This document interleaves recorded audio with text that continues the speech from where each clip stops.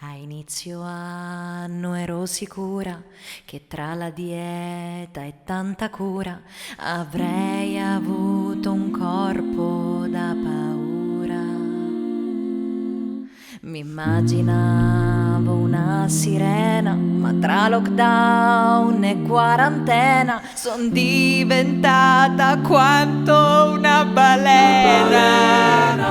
Sta finendo il 2020, sta finendo il 2020. E che caro, e che caro, e che caro, e che caro. C'è chi ha annullato il matrimonio e aveva speso il patrimonio e adesso è finito al manicomio. C'è chi da casa si è laureato e dopo il voto ha bestemmiato. Peccato che era ancora collegato. Sta finendo il 2020, sta finendo il 2020.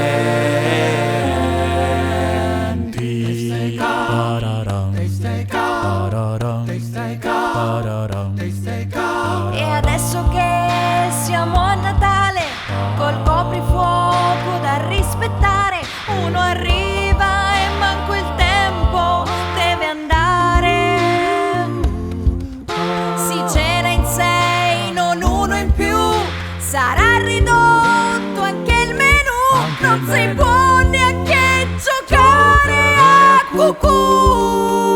sta finendo il 2020, sta finendo il 2020.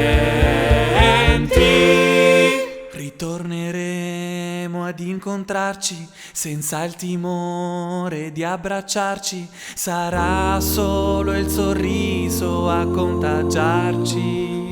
Dai nostri nonni ritorneremo e i medici ringrazieremo, perché sono sicura ce la faremo.